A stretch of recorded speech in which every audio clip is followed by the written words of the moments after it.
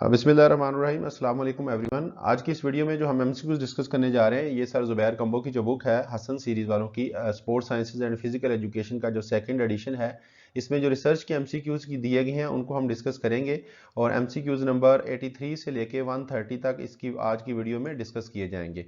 इससे पहले जो हमारा पार्ट 1 था रिसर्च एमसीक्यूज की वीडियो का, उसमें हमने इसी बुक में जो रिसर्च के एमसीक्यूज थे 1 से लेके 82 तक डिस्कस किए थे। आज की वीडियो में 83 से लेके 130 तक डिस्कस करेंगे। इस बुक में टोटल जो रिसर्च के एमसीक्यूज दिए गए हैं वो 185 हैं। तो हम इसके ऊपर 3 वीडियो बनाएंगे। ये सेकंड वीडियो है। एक और इसके ऊपर वीडियो आएगी जो जिसमें हम 131 से लेके 185 तक एमसीक्यूज को डिस्कस करेंगे। ओवरऑल ये बुक बहुत अच्छी है। जैसा कि मैंने आपको फर्स्ट वीडियो में भी आप तमाम स्टूडेंट्स को रिकमेंड किया था कि इस बुक को लाजमी कंसिडर करें जब भी आप किसी भी कम्पिटिटिव एग्जाम की प्रिपरेशन कर रहे हो, क्योंकि इसमें एक तो उन्होंने इजी वर्डिंग में उन हर सब्जेक्ट से रिलेटेड जो बेसिक कंसेप्ट है ना उनको टच किया हुआ है और एरर फ्री बुक है। ठीक है, इसके लिए इसको लाजमी कंसिडर करें। और इसके साथ ही आप तमाम लोगों को ये रिक्वेस्ट है कि अगर आप चैनल पे न्यू हैं तो काइंडली चैनल को लाजमी सब्सक्राइब करें और अगर इसमें आपको ये वीडियो अच्छी लगती है तो इसको लाइक और शेयर लाजमी करें।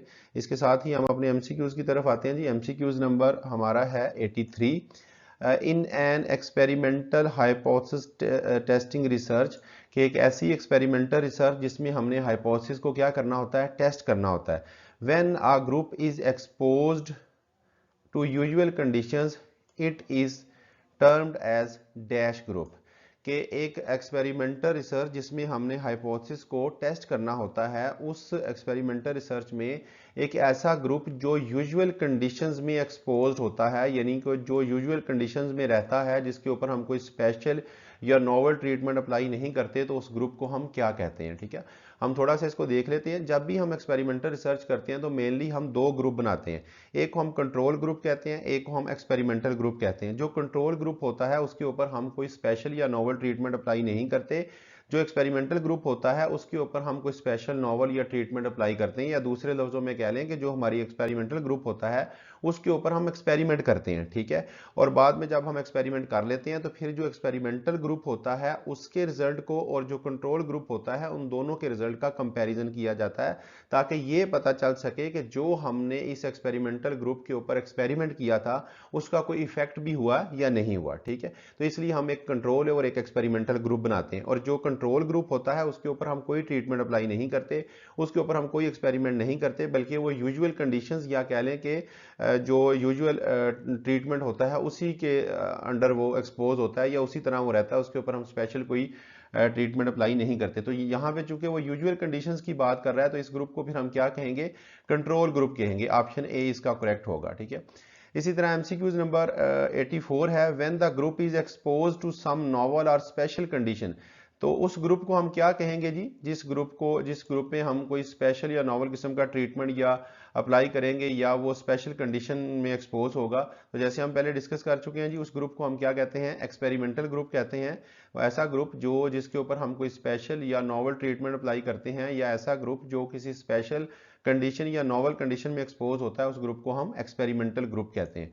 85 पे है जी, the different conditions under which experimental and control groups are put are usually referred as, के उन कंडीशंस को हम क्या कहते हैं जिन कंडीशंस में हमारा कंट्रोल ग्रुप या एक्सपेरिमेंटल ग्रुप जो होता है वो एक्सपोज होता है या जिससे वो गुजरते हैं, तो उसको हम ट्रीटमेंट बोलते हैं। ठीक है, अब ट्रीटमेंट से मुराद यहाँ पे ये नहीं होगा कि वो सिर्फ एक्सपेरिमेंटल ग्रुप, जो एक्सपेरिमेंटल ग्रुप होता है उसके ऊपर हम स्पेशल या नॉवल किस्म का ट्रीटमेंट अप्लाई करते हैं, और जो कंट्रोल ग्रुप होता है उस पर यूजुअल ट्रीटमेंट अप्लाई किया जाता है। ठीक है, तो यहाँ पे उसने कंडीशन पूछी थी कि उन कंडीशन को हम क्या कहते हैं, तो उस कंडीशन को हम ट्रीटमेंट कहते हैं। लेकिन ये ट्रीटमेंट एक्सपेरिमेंटल ग्रुप के लिए क्या होगी, नॉवल या स्पेशल ट्रीटमेंट होगा, और कंट्रोल ग्रुप के लिए ये यूजुअल ट्रीटमेंट होगा। ठीक है, 86 पे है जी, simple words used as conjunctions, ऐसे सादा अल्फाज जो कंजंक्शंस के तौर पे इस्तेमाल किए जाते हैं, to combine or exclude the key words in search, कि जब हमने सर्च करना होता है किसी चीज को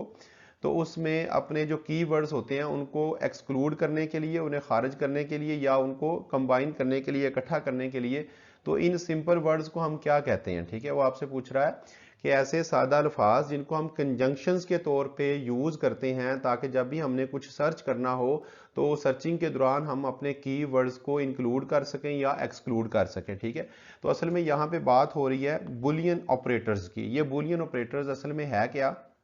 बुलियन ऑपरेटर्स ये 5 वर्ड्स का कॉम्बिनेशन है। ठीक है, एक इसमें आता है एंड, दूसरे नंबर पे नॉट, तीसरे नंबर पे आर, चौथे नंबर पे ब्रैकेट्स और पांचवें नंबर पे कोटेशन मार्क्स। ये 5 वर्ड्स जो होते हैं ना, इनको हम बुलियन ऑपरेटर्स कहते हैं। ये बुलियन ऑपरेटर्स है क्या? असल में बुलियन ऑपरेटर्स जो है ना, जब भी हमने किसी चीज़ को सर्च करना होता है तो हम अगर ये चाहते हैं कि जब हम किसी चीज़ को सर्च करें और हमें जो हमारे रिजल्ट्स हैं वो मोस्ट रेलिवेंट और एक्यूरेट रिजल्ट मिले, यानी इधर उधर की चीज़ें वो घुमा के हमें ना दिखाए, बल्कि जो चीज़ हम सर्च कर रहे हैं एग्जैक्टली हमें उसी चीज़ के ऊपर लेके जाए, तो इस पर्पज़ के लिए हम बुलियन ऑपरेटर्स को यूज़ करते हैं। यानी ये जो 5 वर्ड्स हैं, हम इनको इस मकसद के लिए यूज़ करते हैं कि जो चीज़ हम सर्च कर रहे हैं हमें रेलिवेंट डाटा और एक्यूरेट रिजल्ट्स हमारे सामने वो लेके आए, तो उसके लिए बुलियन ऑपरेटर्स हम इस्तेमाल करते हैं। बुलियन ऑपरेटर्स में मैंने जैसे आपको बता दिया कि कितने वर्ड्स होते हैं जी, 5 वर्ड्स होते हैं। एक होता है एंड, ठीक है, AND एंड, लेकिन इन तमाम वर्ड्स को ना हम लिखते कैपिटल में है। ठीक है, AND एंड। दूसरा वर्ड होता है NOT नॉट। ठीक है, इसकी डिटेल इसलिए बता रहा हूँ कि बाद औक़ात ये किसी और तरीके से भी क्वेश्चन पूछ लिया जाता है। NOT not. तीसरे नंबर पे होता है ORR। ठीक है, चौथे नंबर पे होता है ब्रैकेट्स। ठीक है, ये बरली ब्रैकेट्स। और पांचवें नंबर पे होता है कोटेशन मार्क्स, या जिसे हम इन्वर्टेड कॉमास भी कहते हैं। ठीक है, ये 5 वर्ड्स जो होते हैं ना, इनको हम बुलियन ऑपरेटर्स कहते हैं और ये यूज किए जाते हैं एक्यूरेट या रेलिवेंट डाटा को सर्च करने के लिए। बाद का जब हम सर्च कर रहे होते हैं तो उसके नीचे मुख्तलिफ सॉफ्टवेयर में ये चीज़ शो हो रही होती है कि बुलियन ऑपरेटर, बुलियन ऑप्शंस को आपने ऑफ करना है या ऑन करना है। अगर आप बुलियन ऑप्शंस को वहां पे ऑन कर देते हैं ना, तो फिर वो ये बुलियन ऑपरेटर्स वाले वर्ड्स आप वहां पे अगर अप्लाई करेंगे तो आपको एक्यूरेट और रेलिवेंट रिजल्ट आपको मिलेगा। ठीक है, अब इसमें यह भी क्वेश्चन पूछ लिया जाता है कि एंड किस पर्पज के लिए यूज करते हैं, नॉट किस पर्पज के लिए यूज करते हैं और आर किसके लिए यूज करते हैं, ब्रैकेट्स और इन्वर्टेड कॉमास या कोटेशन मार्क्स किस पर्पज के लिए यूज किया जाता है। तो इसमें एंड का जो वर्ड हम उस वक्त यूज करते हैं अपनी सर्च में जब हमने अपने रिजल्ट्स को नैरो करना होता है। ठीक है, या लिमिट करना होता है अपनी सर्च को, तो उस वक्त हम एंड का वर्ड यूज करते हैं। मसलन अगर मैं ये लिखता हूं कि strength training and endurance training, अब इसमें वर्ड मैंने एंड यूज कर लूंगा जब बुलियन ऑपरेशंस को ऑफ ऑन करके, तो वो मुझे स्ट्रेंथ ट्रेनिंग और इंड्योरेंस ट्रेनिंग से मुतल्लिका ही डाटा शो करेगा, इधर उधर की चीजें नहीं दिखाएगा, यानी मैंने अपनी रिसर्च को नैरो कर लिया। इसी तरह जब नॉट का वर्ड जो यूज किया जाता है दूसरे नंबर पे, ये भी अपनी सर्च को नैरो करने के लिए, कम करने के लिए कि हमें वो एक्स्ट्रा मटेरियल न दिखाए, तो उसके लिए भी हम नॉट का वर्ड यूज करते हैं। यानी हम ये लिखेंगे कि strength training and endurance training, not flexibility training और अदर ट्रेनिंग। जब हम ये लिख देंगे तो उसमें फिर वो भी हमें स्ट्रेंथ ट्रेनिंग और इंड्योरेंस ट्रेनिंग के मतलब ही डाटा देगा, बाकी किसी ट्रेनिंग के मतलब डाटा नहीं देगा। मीन्स के एंड और नॉट जो है ना, ये दोनों वर्ड्स यूज किए जाते हैं जब हमने अपनी सर्च को लिमिट करना होता है, नैरो करना होता है। उसके बाद तीसरे नंबर पे जो और का वर्ड यूज किया जाता है ना, ये हमने जब अपनी सर्च को एक्सपेंड करना होता है, हम चाहते हैं कि हमारी सर्च बढ़े, यानी हमें ज्यादा डाटा वो शो करे, तो उसके लिए हम आर का वर्ड यूज करते हैं। ठीक है, यानी हम लिखेंगे स्ट्रेंथ ट्रेनिंग और इंड्योरेंस ट्रेनिंग। आर का वर्ड जब यूज कर लेंगे तो वो स्ट्रेंथ ट्रेनिंग के मतलब भी सारा डाटा दिखाएगा और इंड्योरेंस ट्रेनिंग के मतलब भी सारा डाटा दिखाएगा। फिर ब्रैकेट्स का हम इस्तेमाल उस वक्त करते हैं जब हमने अपनी सर्च को प्रायोरिटाइज करना होता है, यानी जो अल्फाज हम ब्रैकेट्स में लिख देते हैं ना, तो वो बुलियन ऑपरेटर को फौरन समझ आती है कि ये चीज ब्रैकेट में जो लिखी गई है इसको मैंने प्रायोरिटी में ऊपर रखना है और बाकी डाटा को नीचे रखना है। जब हम सर्च करेंगे तो जो चीजें, जो वर्ड्स हम ब्रैकेट्स में लिख देंगे उसको वो प्रायोरिटाइज करके ऊपर लेके आएगा, पहले उसका डाटा शो करेगा और बाकी चीजों का डाटा बाद में शो करेगा। नंबर 5 पे है जो कोटेशन मार्क्स होते हैं। कोटेशन मार्क्स इसमें इसलिए यूज करते हैं कि हम ये चाहते हैं जी जो वर्ड्स हमने इस्तेमाल किए ना, उसी तरह के वर्ड्स सेम वही पैटर्न में हमें वो सर्च करके दिखाए। यानी अगर हमने ये लिख दिया ना strength training and endurance training inverted commas में, तो वो हमें वही डाटा दिखाएगा जिसमें strength training and endurance training की बात हुई होगी। वो हम इससे मिलते जुलते अल्फाज के ऊपर नहीं लेके जाएगा, बल्कि एग्जैक्ट उन्हीं अल्फाज के ऊपर लेके जाएगा जो अल्फाज हमने लिखे हैं। यानी अगर हम इन्वर्टेड कॉमास में या कोटेशन मार्क्स में कुछ वर्ड्स लिख देते हैं तो इसका मतलब होता है कि हमें एग्जैक्टली उसी चीज के ऊपर लेके जाया जाए, उसी पैटर्न सेम उन्हीं वर्ड्स के ऊपर जो हमने कोटेशन मार्क्स में लिखे हैं। तो ये जो 5 वर्ड्स का कॉम्बिनेशन होता है ना, इसको हम बुलियन ऑपरेटर्स कहते हैं। ठीक है, अब हम नेक्स्ट हमारा एमसीक्यू, इसमें चूंकि उसने पूछा गया था कि simple words use at conjunctions के, ऐसे सादा अल्फाज जिनको कंजंक्शन के लिए इस्तेमाल किया जाता है ताकि हम कंबाइन कर सकें या एक्सक्लूड कर सकें की वर्ड्स को अपनी सर्च में, तो उन वर्ड्स को हम क्या कहते हैं, उन वर्ड्स को हम बूलियन ऑपरेटर्स कहते हैं। ठीक है, ऑप्शन ए इसका करेक्ट होगा। अगर वो आपसे ये पूछ ले कि बूलियन ऑपरेटर्स में कौन कौन से वर्ड होते हैं, तो वो नीचे मैंने आपको 5 बता दिए और इनका हर एक का अलग अलग बता भी दिया है कि ये किस पर्पज के लिए हम करते हैं। ठीक है, उसके बाद नेक्स्ट पे हमारे 87 है। 87 में वो कह रहा है जी कि टू लिमिट अ सर्च, कि जब हम अपनी सर्च को लिमिट करना चाहते हैं, नैरो करना चाहते हैं, word dash are used in Boolean operators, तो फिर बुलियन ऑपरेशन में कौन से वर्ड यूज किए जाएंगे जब हम अपनी सर्च को लिमिट करना चाहते हैं या नैरो करना चाहते हैं। तो जैसे हमने प्रीवियस इसको डिस्कस भी कर लिया डिटेल के साथ कि एंड और नॉट, ये दोनों वर्ड्स हम उस वक्त यूज करते हैं जब हमने अपनी सर्च को नैरो करना होता है, लिमिट करना होता है। इसका मतलब करेक्ट आंसर फिर क्या होगा, both A and B, option D इसका करेक्ट होगा। ठीक है, इसी तरह 88 पे है जी, टू एक्सपेंड आवर सर्च, अपनी सर्च को जब हम एक्सपेंड करना चाहते हैं तो कौन से वर्ड्स जो हैं बूलियन ऑपरेटर्स में यूज किए जाएंगे। जब हम एक्सपेंड करेंगे तो हम कौन सा वर्ड यूज करेंगे, ओ आर का जो वर्ड है ये हम यूज करेंगे, तो करेक्ट आंसर ऑप्शन सी होगा।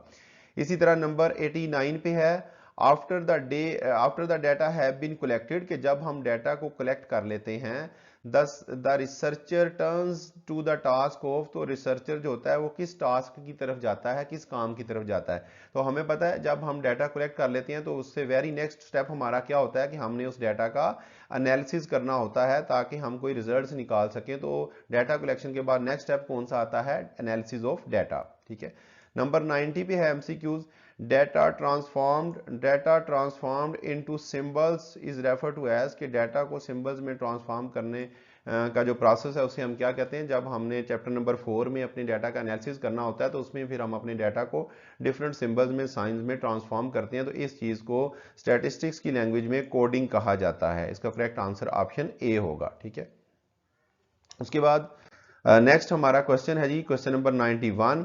इसमें पूछा गया जी, the procedure that improves the quality of the data is called, कि अगर हम अपने डाटा की क्वालिटी को इंप्रूव करना चाहते हैं तो इस चीज को हम क्या कहेंगे, इस चीज को हम एडिटिंग कहेंगे।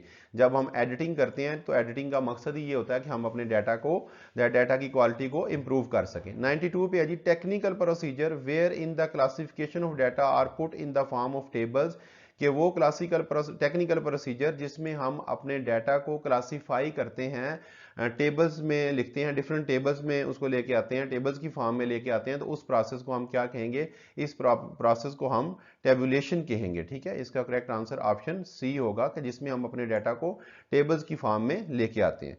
उसके बाद 93 पे है जी, 93 एमसीक्यूज है जी, the dash scale provides classification without assigning any value, के उस प्रोसेस को हम क्या कहते हैं जिसमें हम क्या करते हैं, क्लासिफिकेशन करते हैं विदाउट असाइनिंग एनी वैल्यू, कि हम अपने डाटा को कोई वैल्यू असाइन नहीं करते, अलबत्ता उसको हम क्लासीफाई करते हैं to the categories, different categories में, डिफरेंट ग्रुप्स में हम उसको क्लासीफाई कर देते हैं। तो इस चीज को हम क्या कहते हैं, तो जब भी हम अपने डाटा को क्लासीफाई करते हैं, कैटेगरी में लिखते हैं, तो इसको हम कहते हैं नॉमिनल स्केल। ठीक है, ये 4 स्केल बेसिकली यूज होती हैं। एक नॉमिनल स्केल होता है, ठीक है, इस क्वेश्चन का करेक्ट आंसर ऑप्शन ए है। वैसे डिटेल बताने लगा हूं क्योंकि नेक्स्ट क्वेश्चन इसी से रिलेटेड है 3-4, तो इसको हम इधर ही डिस्कस कर लेते हैं ताकि नेक्स्ट क्वेश्चन हम इजीली अटेम्प्ट कर सकें। तो पहले नंबर पे होता है नॉमिनल स्केल। नॉमिनल स्केल उस वक्त यूज किया जाता है जब हमने अपने डाटा को कैटेगराइज करना होता है। ठीक है, हमने अपने डाटा की लेबलिंग करनी होती है, ग्रुप बंदी करनी होती है। जैसे अगर मैं ये कहता हूं कि ये फुटबॉल के प्लेयर हैं, ये हॉकी के प्लेयर हैं, ये बास्केटबॉल के प्लेयर हैं, ये क्रिकेट के प्लेयर हैं। अब मैंने यहाँ पे प्लेयर्स की जो क्लासिफिकेशन की है ना, वो किसी कैटेगरी की बेस पे की है, किसी क्वालिटी की बेस पे की है, कि हर गेम के प्लेयर जो हैं वो डिफरेंट। तो ये असल में मैंने क्या किया है, नॉमिनल स्केल यूज किया है। ऑर्डिनल स्केल वो होता है जिसमें हम अपने डाटा को किसी ऑर्डर में लिखते हैं, किसी रैंकिंग में लिखते हैं, टॉप पे, सेकंड, थर्ड, फोर्थ नंबर पे, रैंकिंग या जो उसके ऑर्डर में लिखने को ऑर्डिनल स्केल कहते हैं। उसके बाद नंबर सी पे इंटरवल स्केल है और नंबर डी पे रेशो स्केल है। ये सी और डी यानी इंटरवल और रेशो स्केल जो है ना, ये हम उस वक्त यूज करते हैं, इनको हम मैट्रिक स्केल भी कहते हैं। मैट्रिक स्केल यानी कि ये ऐसे स्केल होते हैं जिसमें हम बेसिक जो हमारे होते हैं ना, मैथमेटिकल ऑपरेशंस जो होते हैं उनको हम अप्लाई कर सकते हैं, ठीक है। यानी कि ये हमें डिफरेंस भी बताते हैं। इंटरवल स्केल और रेशो स्केल जो होते हैं ना, ये एक वेरिएबल का दूसरे वेरिएबल से जो डिफरेंस होता है ये भी हमें बताते हैं, कोई कौन सा कितना बेहतर है उससे ये भी हमें बताते हैं। जबकि नॉमिनल और ऑर्डिनल स्केल जो होता है ना, ये हमें कोई डिफरेंस नहीं बताते। नॉमिनल स्केल जस्ट कैटेगरी बताता है, ऑर्डिनल स्केल जस्ट रैंकिंग बताता है। इंटरवल और रेशो स्केल जो होते हैं इनको इसलिए मैट्रिक स्केल भी कहा जाता है कि इसके ऊपर हम मैथमेटिकल ऑपरेशंस को अप्लाई कर सकते हैं, यानी सिंपल वर्ड्स में कह रहे हैं जमा माइनस कर सकते हैं और इससे हमें डिफरेंस का पता चल जाता है। तो बेसिकली जो नॉमिनल और ऑर्डिनल स्केल होता है ना, ये दोनों आते हैं क्वालिटेटिव में, और इंटरवल और रेशो स्केल जो है ना, ये दोनों आते हैं क्वांटिटेटिव में, ठीक है। तो यहाँ पे जस्ट उसने ये पूछा था कि उसको हम क्या कहेंगे जिसमें हम कोई वैल्यू साइन नहीं करते और कैटेगरी में लिखते हैं, तो हमने कहा जी उसे हम नॉमिनल स्केल कहेंगे। नंबर 94 पे है जी gender, colour, residence are the example of. अब देखें यहाँ पे सारी उसने क्वालिटीज की बात की है। जेंडर की बेस के क्वालिफिकेशन करनी है, कलर की बेस पे करनी है, रेजिडेंस की बेस पे करनी है, तो इसको फिर हम क्या कहेंगे, नॉमिनल स्केल कहेंगे, क्योंकि हम यहाँ किसी कैटेगरी की बात कर रहे हैं, ठीक है। नॉमिनल स्केल आएगा, इसका करेक्ट आंसर ऑप्शन ए होगा, नॉमिनल स्केल। उसके बाद नेक्स्ट हमारा 95 पे जी, an dash scale is a measurement scale, कि ये एक मेजरमेंट स्केल है that allocates values to variable, जो वेरिएबल्स को वैल्यूज एलोकेट करता है on their relative ranking, relative उनकी रैंकिंग के लिहाज से उनको वैल्यूज जो होती हैं वो एलोकेट करता है with respect to one and other, के एक दूसरे के लिहाज से। कोई हमारे पास एक डाटा सेट है, उसमें जितने भी वेरिएबल्स होते हैं उनको एक दूसरे के लिहाज से वो रैंकिंग में उनको एलोकेट करता है, तो उस स्केल को हम क्या कहेंगे। तो जब भी हम रैंकिंग की बात करेंगे तो हम किसकी तरफ जाएंगे, ऑर्डिनल स्केल की तरफ जाएंगे। ऑप्शन बी इसका करेक्ट होगा। उसके बाद 96 पे है जी, एमसीक्यूज नंबर 96 है कि ranking of favourite sports and Likert scale are example of dash scale, कि फेवरेट स्पोर्ट्स की आपने रैंकिंग करनी है और लिकर स्केल जो है ये दोनों किसकी एग्जांपल होंगे। अब हमें ये तो पता चल गया कि जब फेवरेट स्पोर्ट्स की हमने रैंकिंग करनी है तो हम फौरन कह देंगे जी कि ऑर्डिनल स्केल है, क्योंकि रैंकिंग की बात हो रही है। इसी तरह लिकर स्केल क्या होता है, जैसे हमने वीडियो नंबर हमारा जो पार्ट 1 था वीडियो का, उसमें हमने डिस्कस किया था कि ये लिकर स्केल हो गया, थर्स्टोन टेक्निक है, या सिमेंटिक डिफरेंशियल है, या उसके बाद गटमैन स्केल है, ठीक है। ये सारे जो स्केल होते हैं ना, ये एटीट्यूड स्केल इसको हम कहा जाता है, या ओपिनियन एयर भी कहते हैं। इसकी मदद से हम अपने इंडिविजुअल्स का एटीट्यूड मेजर करते हैं। तो लिकर स्केल जो हम यूज करते हैं ना, उसमें भी हमें पता है ये 5 पॉइंट स्केल होता है या 7 पॉइंट स्केल भी होता है। तो उसमें हम क्या यूज करते हैं, हम कैटेगरी यूज करते हैं, strongly agree, agree, neutral, disagree और स्ट्रांगली डिसएग्री। उसमें भी हमने क्या की होती है, रैंकिंग की होती है, ठीक है। कि सबसे ऊपर स्ट्रांगली एग्री है, इसके हमने 5 नंबर दे दिए, एग्री के 3 दे दिए, 4 दे दिए, इस तरह, ठीक है। तो अब चूंकि लिकर स्केल में भी हम रैंकिंग करते हैं और फेवरेट स्पोर्ट्स में भी, तो फिर करेक्ट आंसर क्या होगा, ऑर्डिनल स्केल होगा। ऑप्शन बी इसका करेक्ट होगा। इसी तरह 97 पे है जी, in dash respondents is asked to respond to each of the statement in terms of several degrees, कि वो कौन सा मेथड है जिसमें हम अपने रिस्पोंडेंट्स को ये कहते हैं कि वो कि वो रिस्पोंड करें टू ईच स्टेटमेंट, हर स्टेटमेंट को वो रिस्पोंड करें in terms of several degree, कि हमने डिफरेंट डिग्री दी होती है, डिफरेंट इंटेंसिटी की वैल्यूज दी होती हैं। जैसे हमने पहले बात की थी कि strongly agree, agree, neutral, disagree, strongly disagree, तो डिफरेंट डिग्री में, डिफरेंट इंटेंसिटी में हमने स्टेटमेंट्स दी होती हैं, और हम इंडिविजुअल्स को कहते हैं कि इनमें से आप किसी भी अपने जो आपको बेहतर लगता है उसको चूज करें। तो उसको हम क्या कहते हैं, आगे उसने बता भी दिया कि यूजुअली 5 डिग्रीज होती हैं, एग्रीमेंट और डिसएग्रीमेंट, इस तरह करके। तो ये हम किस में करते हैं, ये लिकर स्केल में ही करते हैं। इसकी डिटेल भी अभी हमने कर ली है, ठीक है। करेक्ट आंसर इसका ऑप्शन बी होगा। उसके बाद नेक्स्ट 98 पे है जी, dash scales are also known as metric scales. Metric scales हम किन को कहते हैं, 4 स्केल्स हमारे होते हैं जिसे हम नॉमिनल, ऑर्डिनल, इंटरवल और रेशो स्केल कहते हैं। तो इसमें हमने जैसे पहले डिस्कस किया था कि नॉमिनल और ऑर्डिनल जो हैं ये क्वालिटेटिव में आते हैं, इंटरवल और रेशो जो होते हैं ये मैट्रिक स्केल्स होते हैं, क्वांटिटेटिव में आते हैं। तो यहाँ पे वो मैट्रिक स्केल का हमसे पूछ रहा है, तो फिर करेक्ट आंसर क्या होगा, ऑप्शन सी इसका करेक्ट आंसर होगा, ठीक है।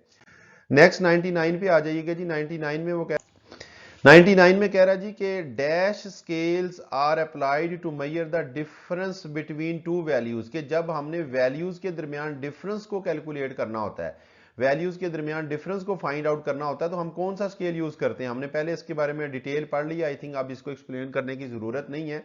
तो करेक्ट आंसर क्या होगा? ऑप्शन सी, इंटरवल स्केल, क्योंकि ये हमें एग्जैक्ट डिफरेंस बताता है। नॉमिनल स्केल तो हमें जस्ट लेबलिंग करता है ना, जस्ट हमें कैटेगरी बताता है, जस्ट ग्रुप बताता है। ऑर्डिनल स्केल हमें जस्ट रैंकिंग बताता है। तो इंटरवल और रेशो स्केल ऐसे होते हैं जिसमें हम डिफरेंस, जो हमें डिफरेंस भी बताते हैं वेरिएबल्स के दरमियान या वैल्यूज के दरमियान। उसके बाद 100 नंबर पे एमसीक्यूज है, ये form of reasoning in which conclusions are formulated, कि वो रीजनिंग की कौन सी फॉर्म होती है जिसमें हम कंक्लूजन्स को फार्मूलेट करते हैं अबाउट पर्टिकुलर्स फ्रॉम जनरल और यूनिवर्सल प्रेमिसेस इज कॉल्ड, कि हमने क्या करना है जी, हमने जनरल या यूनिवर्सल फॉर्म से किसकी तरफ जाना है? हमने जाना है पर्टिकुलर्स की तरफ, ठीक है। यानी हमने जनरल टू स्पेसिफिक जाना है, जनरल टू स्पेसिफिक जाना है। तो जब भी हम जनरल टू स्पेसिफिक जाते हैं तो इसको हम क्या कहते हैं? डिडक्टिव अप्रोच कहते हैं। ये डिडक्टिव और इंडक्टिव अप्रोच जो है, ये पार्ट 1 में मैंने डिटेल से इसको डिस्कस किया था, उस वीडियो को आप देख लीजिएगा तो आपका ये कंसेप्ट जो है वहां पे डिटेल से मैंने डिस्कस किया गया, ठीक है। उसके बाद 101 एमसीक्यूज किया जी, a form of reasoning in which generalized conclusion is formulated from particular instance is called, from particular instance is called, कि उस रीजनिंग को हम क्या कहेंगे जिसमें हम कंक्लूजन्स किससे ड्रा करेंगे? पर्टिकुलर इंस्टेंस से, यानी स्पेसिफिक से हम जाएंगे जनरल की तरफ, ठीक है। पर्टिकुलर की बात कर रहे हैं ना, स्पेसिफिक टू जनरल जाएंगे तो फिर वो हमारी कौन सी होगी? वो हमारी इंडक्टिव अप्रोच होगी। उसके बाद 102 पे है जी, the dash reasoning aims at developing a theory, कि इंडक्टिव या डिडक्टिव दोनों के बारे में हमने पढ़ा था। इंडक्टिव जो होता है वो न्यू थ्योरी के डेवलप करता है और डिडक्टिव जो होता है वो थ्योरी को टेस्ट करता है। अब चूंकि यहाँ पे डेवलपिंग थ्योरी की बात आ रही है तो हम किसकी तरफ जाएंगे? ऑप्शन सी, इंडक्टिव की तरफ जाएंगे। तो हम वैलिडिटी के ऊपर हम जाएंगे इसमें, ठीक है। इसका करेक्ट आंसर जो है वो ऑप्शन ए होगा, ठीक है। यहाँ पे थोड़ा सा डिस्कनेक्ट हो गया था, अब मुझे आइडिया नहीं है कि पता नहीं ये 104 जो है ये एक्सप्लेन हुआ है या नहीं हुआ। एनी हाउ हम इसको डिस्कस करते हैं। उसके बाद नेक्स्ट हमारा देखिएगा, बल्कि आई थिंक ये स्लाइड मुझे दोबारा से ही करनी पड़ेगी, चले मैं इसको एक्सप्लेन कर देता हूँ। 103 में पूछ रहा है जी, reasoning aims at testing and existing theory, कि उस रीजनिंग को हम क्या कहते हैं जिसमें हमने क्या करना होता है? एग्जिस्टिंग थ्योरी को टेस्ट करना होता है। तो जब भी हम एग्जिस्टिंग थ्योरी को टेस्ट करते हैं तो वो डिडक्टिव अप्रोच हमारी होती है, ठीक है।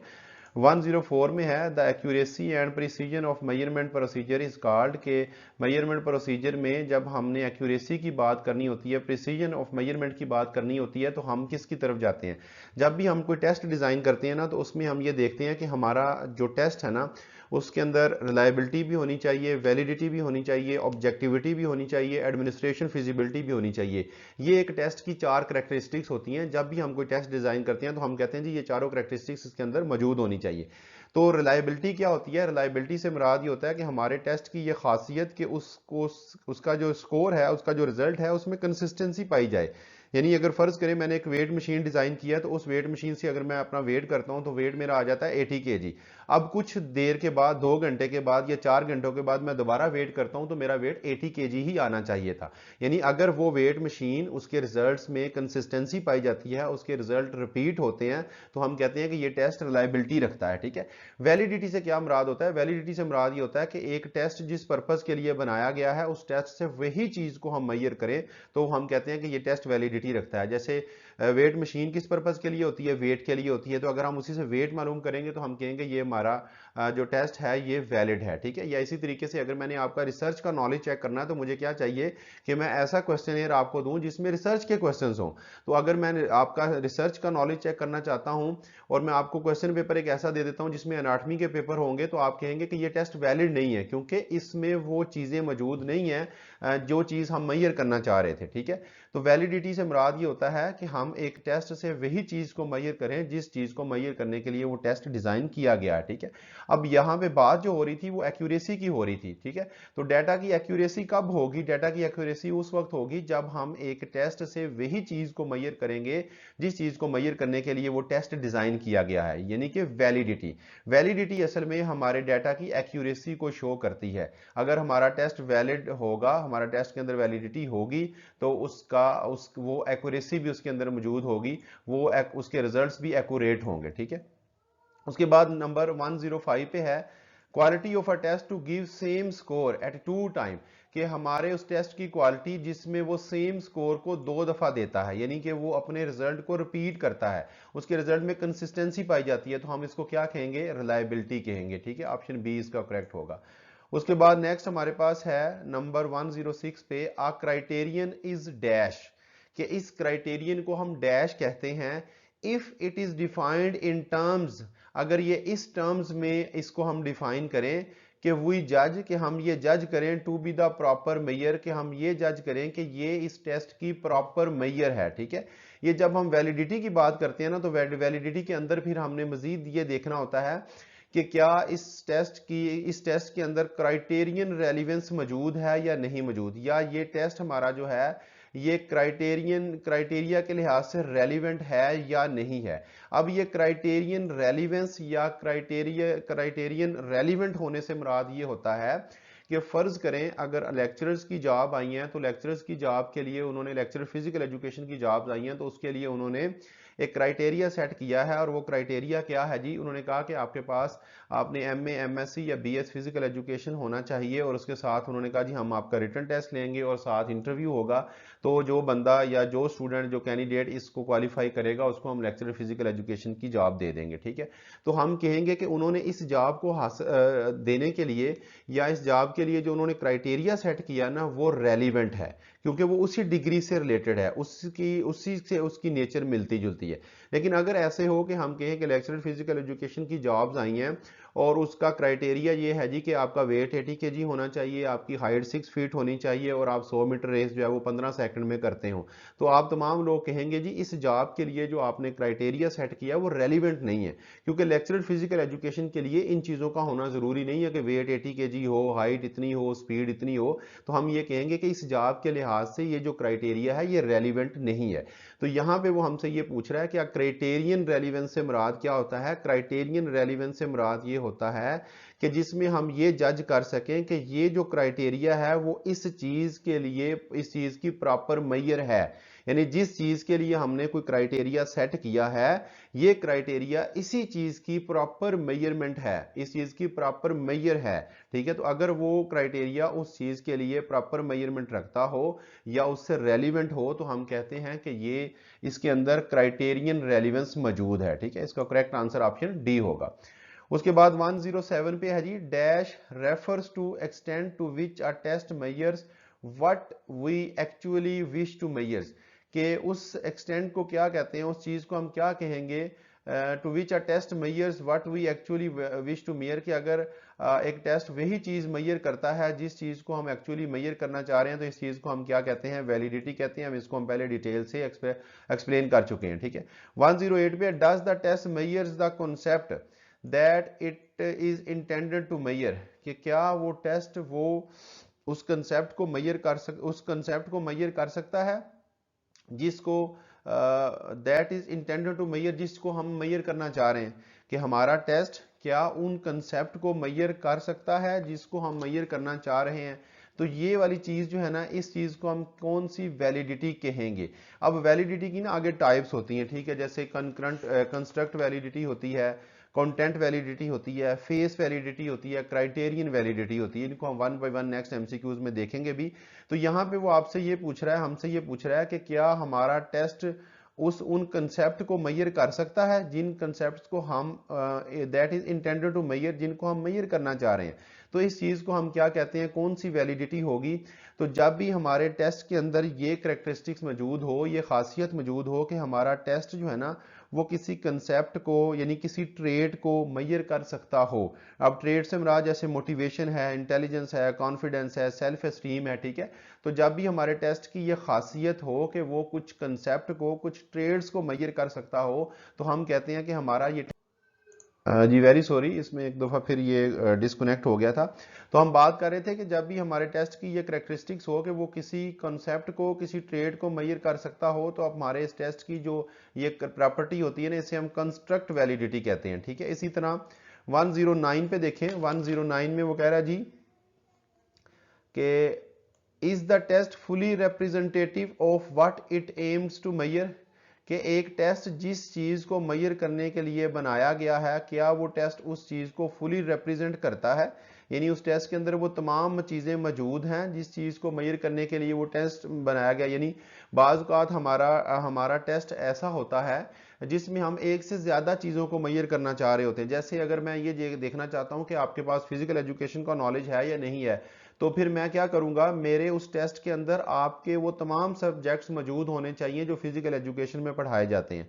यानी उसमें एनाटॉमी भी हो, रिसर्च हो, मेजरमेंट एंड वैल्यूएशन हो, साइंटिफिक कोचिंग हो, बायोमैकेनिक्स हो, एनाटॉमी हो, रिहेबिलिटेशन हो, मेडिसिन, न्यूट्रिशन वगैरह हो, ये सारे सब्जेक्ट्स के क्वेश्चन उस टेस्ट में मौजूद होने चाहिए। यानी एक से ज्यादा चीजें, चूंकि मैं मेजर करना मेरे इस टेस्ट में एक से ज्यादा चीजें होनी चाहिए, क्योंकि मैं ही उस चीज को करना चाह रहा हूं जिसमें एक से ज्यादा चीजें इन्वॉल्व हैं। ठीक है, तो अगर मेरा टेस्ट इन तमाम चीजों को ट्रूली रिप्रेजेंट कर रहा हो, यानी उसके अंदर रिसर्च के क्वेश्चन भी हों, साइंटिफिक कोचिंग के भी हों, थ्योरी ऑफ गेम के भी हों, ट्रैक एंड फील्ड के हों, बायोमैकेनिक्स के हों, न्यूट्रिशन को, यानी तमाम सब्जेक्ट्स के क्वेश्चन अगर उसके अंदर मौजूद होंगे, तो हम कहेंगे कि हमारा ये टेस्ट जो है ना, ये तमाम आइटम्स को फुली रिप्रेजेंट कर रहा है। यानी इस टेस्ट की मदद से हम जिस चीज को मेजर करना चाह रहे हैं, उस चीज उससे रिलेटेड जितनी भी आइटम्स हैं उनको ये रिप्रेजेंट कर रहा है। तो फिर ये टेस्ट कौन सी वैलिडिटी रखेगा, इस टेस्ट को हम कंटेंट वैलिडिटी कहते हैं। इस वैलिडिटी को हम कंटेंट वैलिडिटी कहते हैं, कि जिसमें हमारे टेस्ट की ये प्रॉपर्टी हो, ये खासियत हो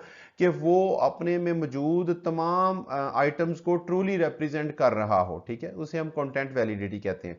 उसके बाद नंबर 110 पे है जी, 110 पे है, does the content of the test appear to be suitable to its aim, कि एक टेस्ट जो है वो अपीयर होता है, वो देखने से बाई फेस वो सूटेबल लगता है उस चीज को मेजर करने के लिए, जो चीज आप उससे मेजर कर रहे हैं। ठीक है, ये सारी वैलिडिटी की टाइप्स हैं, construct validity, content validity, face validity. ठीक है, ये सारी वैलिडिटी की टाइप्स हैं। ठीक है, अब यहां से वो हमसे ये पूछ रहा है, does the content of the test appears to be suitable to its aim, कि एक टेस्ट जो है ना, उसका कंटेंट जो है, उसके कंटेंट से हमें ये शो हो रहा है, ये वो सूट कर रहा है उन चीजों को, जिन चीजों को मेजर करने के लिए हमने उस टेस्ट को डिजाइन किया था। यानी बाय फेस, यानी टेस्ट को देख के हम ये आइडिया लगा सकते हैं कि ये टेस्ट किस चीज को मेजर करेगा। जैसे अगर मैं क्वेश्चन पेपर बनाता हूं तो उसके अंदर रिसर्च के क्वेश्चन होते हैं, तो आप रिसर्च के क्वेश्चन देख के ये बता सकते हैं ना कि ये चूंकि इसमें रिसर्च के क्वेश्चन है, लिहाजा इसको देख के ये लगता है कि ये टेस्ट जो है ना, वो रिसर्च को मेजर करने के लिए, रिसर्च का नॉलेज को मेजर करने के लिए बनाया गया। तो जब हमारे टेस्ट में ये खासियत मौजूद हो कि उसके कंटेंट को देख के, उसको देख के हमें ये आइडिया हो जाए कि ये किस चीज को मेजर करने के लिए बनाया गया है, तो हम कहते हैं कि ये टेस्ट जो है ये फेस वैलिडिटी रखता है, क्योंकि हमें इसके कंटेंट को देख के ही ये आइडिया हो गया है कि ये किस चीज को मेजर करने के लिए बनाया गया है। उसके बाद नेक्स्ट एमसीक्यूज 111 पे है, do the results correspond to a different test of the same thing, कि हमारा टेस्ट जो हमने बनाया था, क्या उसके रिजल्ट्स जो हैं किसी कोई दूसरा टेस्ट जो उसी पर्पज के लिए बनाया गया था, उसके रिजल्ट को कोरेस्पोंड करते हैं, उसको उससे मैच करते हैं या नहीं करते। फर्ज करें कि अगर मैंने वेट को मेजर करने के लिए कोई इंस्ट्रूमेंट या कोई डिवाइस बनाई है, तो एक ऑलरेडी जो वेट को मेजर करने के लिए मशीन मौजूद है, क्या उस मशीन के और मेरे उस इंस्ट्रूमेंट के रिजल्ट्स मैच करते हैं या नहीं करते। मसलन अगर मैंने एक नया डिवाइस या नया इंस्ट्रूमेंट बनाया जिससे हम बॉडी का वेट कर सकते हैं, तो उससे हम एक पर्सन का वेट करते हैं तो वो 80 kg आ जाता है। तो फिर हम देखेंगे कि क्या उसी पर्सन का, जब हम दूसरे डिवाइस जो ऑलरेडी हमारे पास वेट को मेजर करने के लिए मौजूद थी, उस पर हम वेट करते हैं, तो वहां पे भी हम कहते हैं जी इसका 80% ही आता है। यानी जो नया टेस्ट हमने बनाया था उसके रिजल्ट्स ऑलरेडी मौजूद किसी टेस्ट से कोरेस्पोंड करते हो, मैच करते हो, तो हम कहते हैं हमारा ये टेस्ट जो है ये क्राइटेरियन वैलिडिटी रखता है। क्राइटेरियन वैलिडिटी से मुराद ये कि आपके टेस्ट के अंदर ये खासियत मौजूद होनी चाहिए कि वो मार्केट में मौजूद आपके टेस्ट से मिलते जुलते जो दूसरे टेस्ट हैं उनके रिजल्ट और आपके टेस्ट के रिजल्ट जो हैं उनमें सिमिलरिटी मौजूद होनी चाहिए, कि बहुत ज्यादा डिफरेंस नहीं आना चाहिए। उनको आपके टेस्ट के जो रिजल्ट हैं उनके रिजल्ट को मैच करने चाहिए। तो हम कहते हैं कि हमारा ये टेस्ट क्राइटेरियन वैलिडिटी रखता है। उसके बाद 112 पे है, when the criterion gives each subject an equal opportunity to score well, कि जब हमारे टेस्ट में जो क्राइटेरिया हमारा होता है, हम यानी अपने टेस्ट का क्राइटेरिया ऐसा सेट करते हैं कि वो हर सब्जेक्ट को इक्वल अपॉर्चुनिटी मैयर देता है कि वो स्कोर कर सकें या उसमें नंबर ले सकें, तो इस चीज को हम क्या कहते हैं? ठीक है, इस चीज को हम कहते हैं फ्रीडम फ्रॉम बाइस, कि इस चीज को रिसर्च की लैंग्वेज में फ्रीडम फ्रॉम बाइस कहा जाता है, कि हमारा झुकाव किसी एक साइड पे नहीं है, बल्कि हमने क्राइटेरिया एक ऐसा सेट कर दिया है कि हर सब्जेक्ट जो है, हर इंडिविजुअल जो है, उसके पास इक्वल अपॉर्चुनिटी है कि वो बेहतर स्कोर ले सकता है उसमें से। ठीक है, तो इसे हम कहते हैं फ्रीडम फ्रॉम बाइस, कि हमने उसमें कोई भी हमारा झुकाव किसी एक साइड पे नहीं है। ठीक है, उसके बाद 113 पे है MCQ number 1, loss of balance and accuracy in the use of research methods, के रिसर्च मेथड्स में अगर हम एक्यूरेसी को, बैलेंस को छोड़ देते हैं, लॉस कर देते हैं, तो इस चीज को हम क्या कहते हैं? रिसर्च की लैंग्वेज में इस चीज को हम बाइस कहते हैं, कि अगर आपका झुकाव किसी एक साइड पे हो गया है, ठीक है, तो उसको हम बाइस कहेंगे। उसके बाद 114 नंबर एमसीक्यूज है जी, a control measurement carried out before an experimental treatment, किसी भी एक्सपेरिमेंटल ट्रीटमेंट से पहले एक जो कंट्रोल मेजरमेंट हम करते हैं उसको हम क्या कहते हैं? ठीक है, ये असल में क्या होती है कि जब भी हमने कोई एक्सपेरिमेंट करना होता है ना, तो हम उसका प्री टेस्ट लेते हैं, ठीक है, ताकि हम उसकी करंट सिचुएशन को जांच सकें कि करंट सिचुएशन इस चीज की ये थी, और जब हमने इसके ऊपर एक्सपेरिमेंट किया, जब हमने इसके ऊपर कोई ट्रीटमेंट अप्लाई किया, तो उसके बाद इसकी कंडीशन ये हो गई। तो हम अपना ट्रीटमेंट अप्लाई करने से पहले भी उसको मेजर करते हैं और ट्रीटमेंट के बाद भी उसको मेजर करते हैं, यानी हम प्री टेस्ट भी लेते हैं और पोस्ट टेस्ट भी लेते हैं, ताकि हम ये अंदाजा लगा सकें कि भाई हमारे ट्रीटमेंट से कोई फर्क भी पड़ा या नहीं पड़ा। तो ये जो चीज एक्सपेरिमेंट ट्रीटमेंट से पहले हम करते हैं, जो कंट्रोल मेजरमेंट हम पहले करते हैं ट्रीटमेंट से, उसको हम रिसर्च की लैंग्वेज में क्या कहते हैं? बेस लाइन कहते हैं उसको। ठीक है, बेस लाइन, ऑप्शन सी इसका करेक्ट है। उसके बाद 115 पे है जी, dash is a scientific method of collecting, describing, analysing, evaluating and publishing information on major phenomena and process. उस चीज को हम क्या कहते हैं जिसमें हम डाटा को कलेक्ट करते हैं, डिस्क्राइब करते हैं, एनालाइज करते हैं, एवेलुएट करते हैं, पब्लिश करते हैं, तो इस चीज को हम क्या कहते हैं जी? ये स्टैटिस्टिक्स कहलाती है, इस चीज को हम स्टैटिस्टिक्स कहते हैं। यानी स्टैटिस्टिक्स को हम इसी पर्पज के लिए यूज करते हैं ना, कि हम अपने डाटा को कलेक्ट कर सकें, डाटा को डिस्क्राइब कर सकें, एनालाइज कर सकें, इवेलुएट कर सकें, प्रेजेंट कर सकें, और फिर उसके रिजल्ट्स को उसके रिजल्ट से कंक्लूजन्स ड्रा कर सकें, जनरलाइजेशंस बना सकें। तो ये सारे काम हम किस में करते हैं? स्टैटिस्टिक्स में करते हैं। उसके बाद 116 पे है जी, statistics basically includes methods of collection, analysis and compact description of the numerical data. उस स्टैटिस्टिक्स को क्या कहते हैं? ये तो हमने स्टैटिस्टिक्स को ऊपर एक्सप्लेन कर दिया ना। फिर स्टैटिस्टिक्स की भी दो टाइप्स होती हैं, एक को हम डिस्क्रिप्टिव स्टैटिस्टिक्स कहते हैं, दूसरे को हम इन्फ्रेंशियल स्टैटिस्टिक्स कहते हैं। जो हमारी डिस्क्रिप्टिव स्टैटिस्टिक्स होती है ना, उसमें हम क्या करते हैं? हम जस्ट डाटा को कलेक्ट करते हैं, उसका एनालिसिस करते हैं, और जिस तरह से वो डाटा, न्यूमेरिकल डाटा हमारे पास मौजूद होता है, उसी तरीके से हम उसको डिस्क्राइब कर देते हैं। यानी उसमें हम कोई कंक्लूजन्स नहीं बनाते, कोई जनरलाइजेशन नहीं करते। तो इस किस्म की स्टैटिस्टिक्स को हम क्या कहते हैं? कि ये हमारी डिस्क्रिप्टिव स्टैटिस्टिक्स है। ठीक है, ऑप्शन ए इसका करेक्ट है। उसके बाद 117 पे है जी, dash statistics makes inference and predictions. उस स्टैटिस्टिक्स को हम क्या कहते हैं? जो कंक्लूजन्स ड्रा करती है, जो प्रिडिक्शंस करती है अबाउट पॉपुलेशन के मतलब based on the sample data.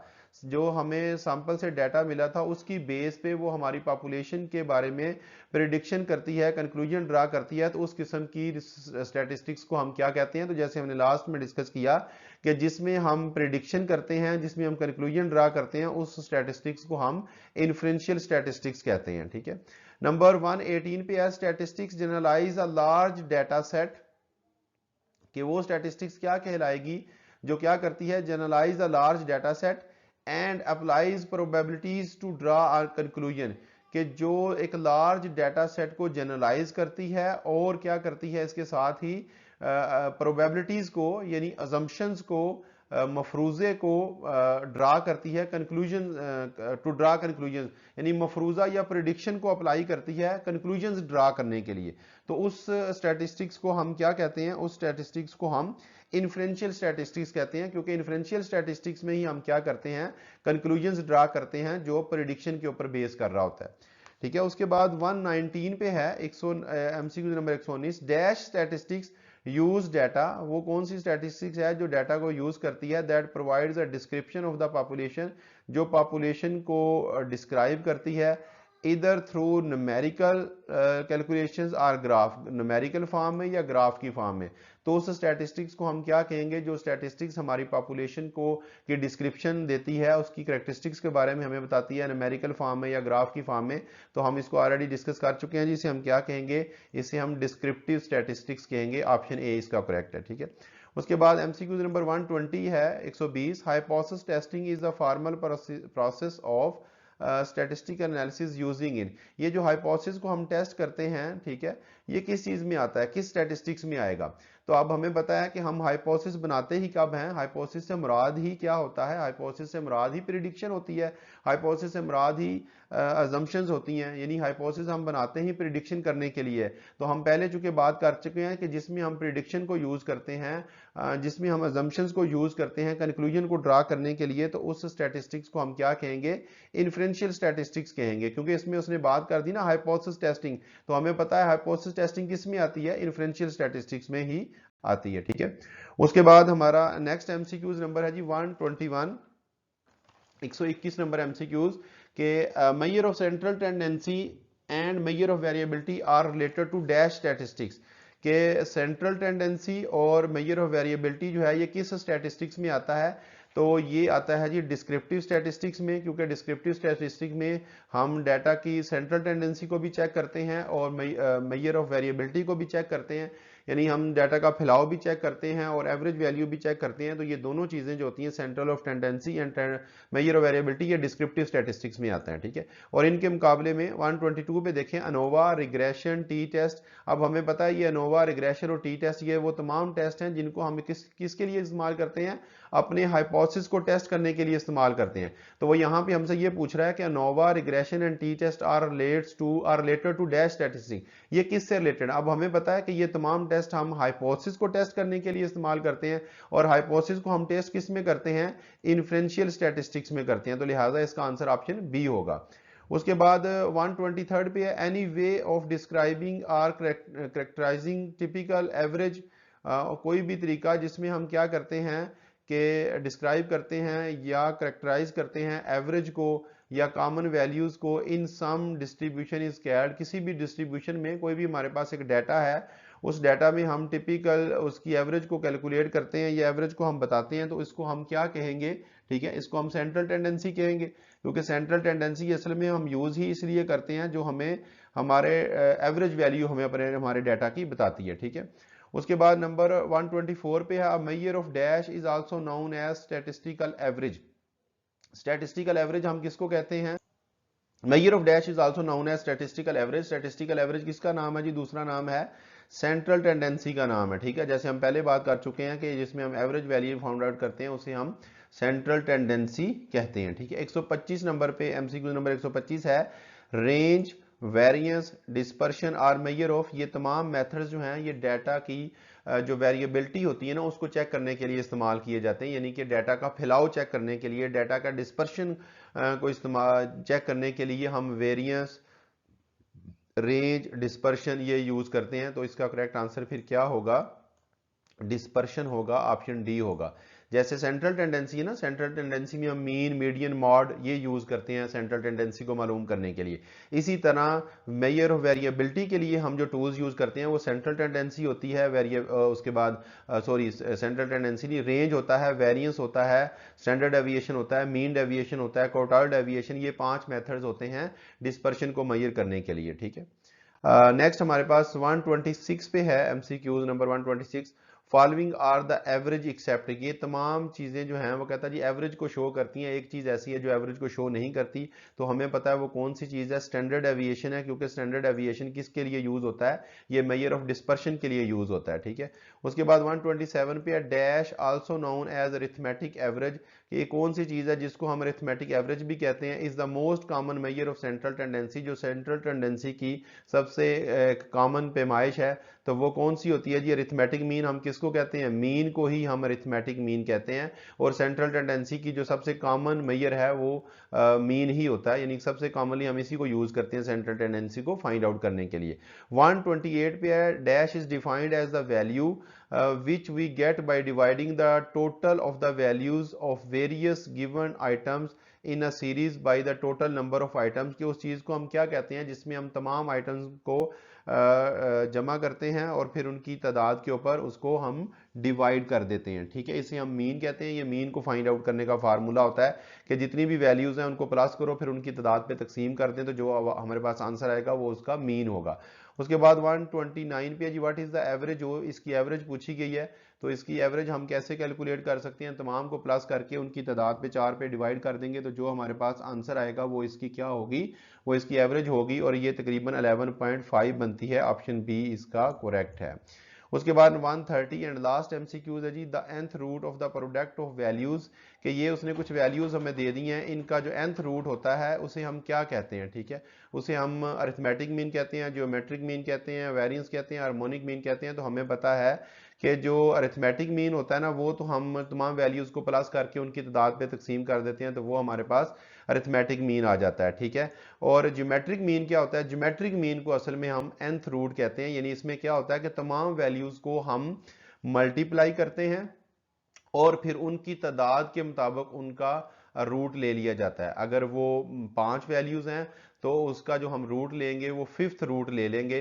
तो जब भी nth रूट की बात आएगी तो हमारा जवाब क्या होगा जी, ज्योमेट्रिक मीन होगा, ठीक है, ऑप्शन बी इसका करेक्ट है। तो ये टोटल हमने 83 से 130 तक एमसीक्यूज डिस्कस कर लिए हैं। अब इसके बाद हम थर्ड वीडियो में इसके जो 131 से लेके 185 तक एमसीक्यूज जो हैं उनको डिस्कस करेंगे। Thank you very much, Allah Hafiz.